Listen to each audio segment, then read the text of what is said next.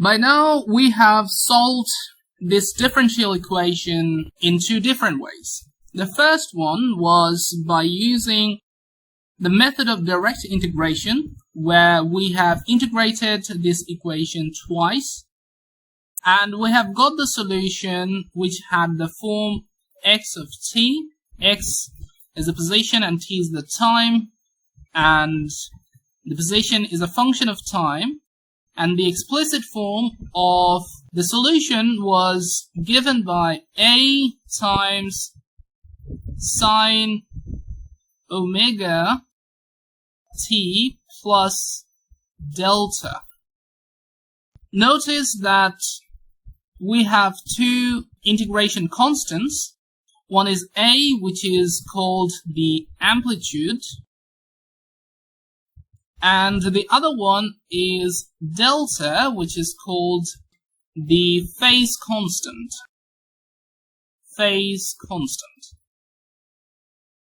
So when written in this form, both of these constants are not just simple mathematical integration constants, they also have certain physical meaning. This omega is omega naught, is the same as this one here, and omega naught is called the angular frequency. Angular frequency. So omega itself is a constant, and it has the explicit form square root of k divided by m. And this parameter is a characteristic of the system, because k is the characteristic of spring, which is also called a spring constant, and m is the load hanging on that spring, which is the entire mass of the system, because in this case we are assuming ideal spring, which is extensible without deformation, and also the spring is considered to be massless. So this is via direct integration. Direct integration.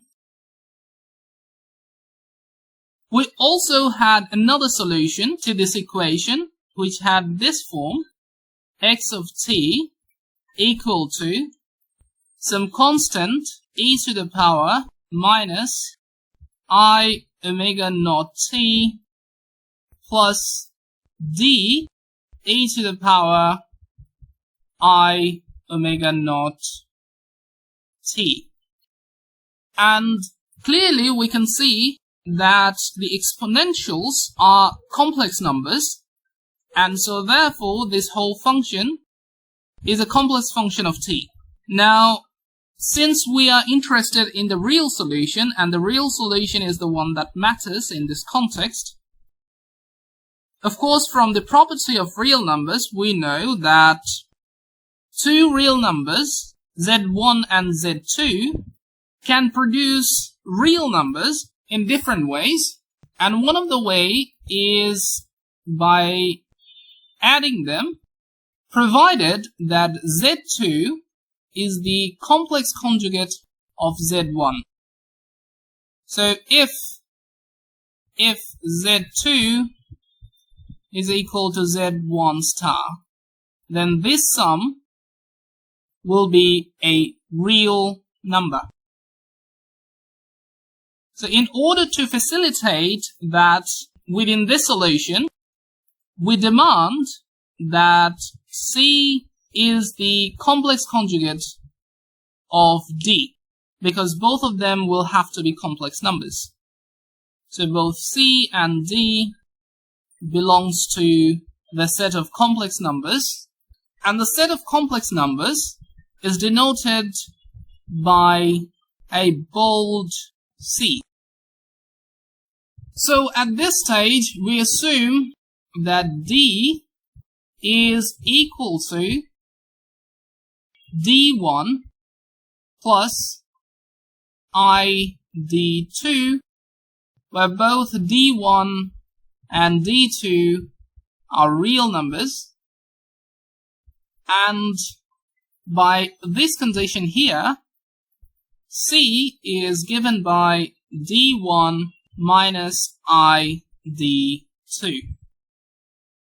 So if we substitute that into our solution, we get D1 plus I D2 e to the power I omega naught t plus D1 minus I D2 times e to the power minus I omega naught t.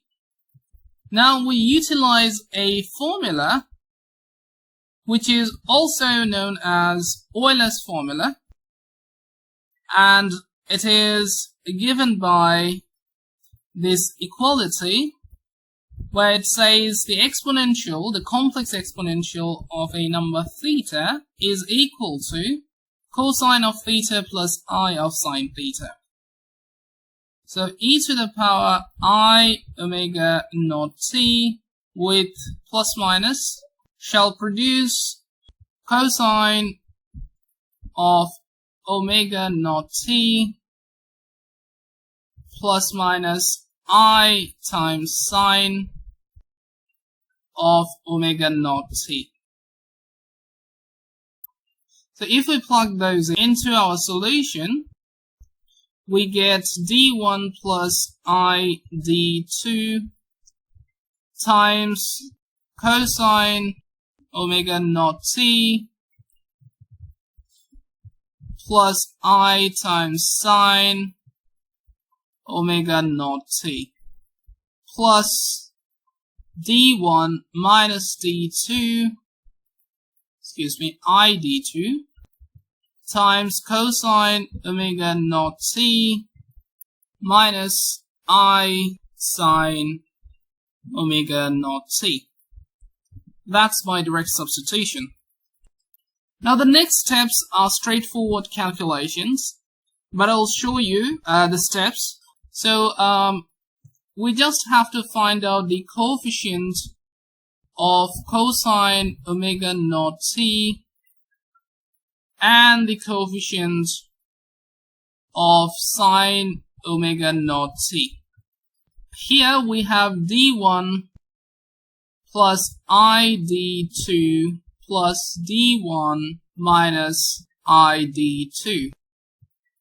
In here we have D1 plus I D2 times I minus I times D1 minus I D2. If we take away the i's outside, then we are left with 2D1 cosine omega naught t minus 2D2 sine omega naught t. Now both 2D1 and negative 2D2 are constants, so we can rename them. Let us call this one to be E and this one to be F, and therefore our solution takes the form x of t equal to E cosine omega naught t plus F times sine omega naught t. And once again, we have got a solution which utilizes the sinusoidal functions, namely sine and cosines. So naturally the question arises whether these two solutions are equivalent. And they must be. First of all, in this solution, we do have two real constants, and they should be regarded as the constant of integration. However, it would be nice to see how they are related, or rather, if one form can be converted to the other. And that part is pretty trivial. So in order to do what we can do is to multiply and divide by this quantity which is the square root of e squared plus f squared.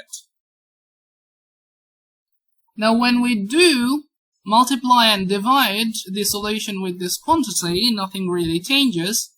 But in this case, I can rearrange the solution like this. This factor time cosine of omega naught t plus f divided by e squared plus f squared multiplied by sine of omega naught t. Now if we have a right angle triangle where the sides are E and F, and this is our theta, obviously the hypotenuse is given by square root of e squared plus f squared. So therefore, this factor here can be written as cosine theta, and this factor here can be written as sine theta.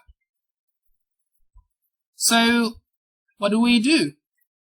Now at this stage, the expression inside the square bracket can be written as sine theta sine omega naught t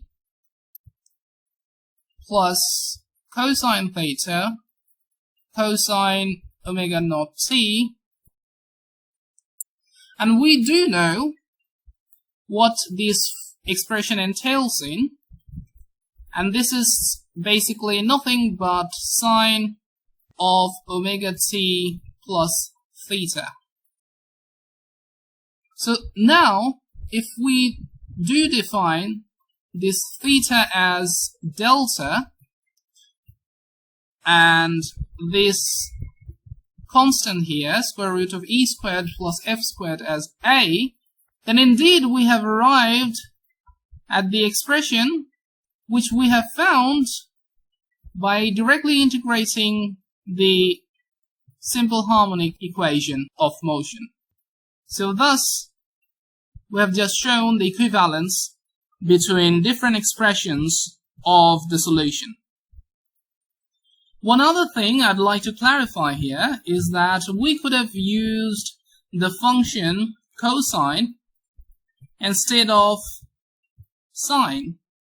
So it will be a of cosine omega naught t plus delta minus pi by 2, and they would be the same, and we could have defined this to be a new phase angle, delta star. So whether we write the solution in terms of sine or cosine, that's simply a difference in the phase angle, and this is also an acceptable form of the solution. We can also flip the signs here, right? That wouldn't change anything about the physics. It would just simply depend on the choosing of the coordinate. So all these forms are basically equivalent, and we can always go from one form to another depending on the context and whether that particular form facilitates any of our calculation. If you do like this video, or if you have found this video to be useful, please give us a like and subscribe to this channel. If you do have any constructive feedback, please mention it in the comments. If you do have any question, comment there too, or just simply if you want to show your appreciation, let me know in the comment box. And I'll be back with another video.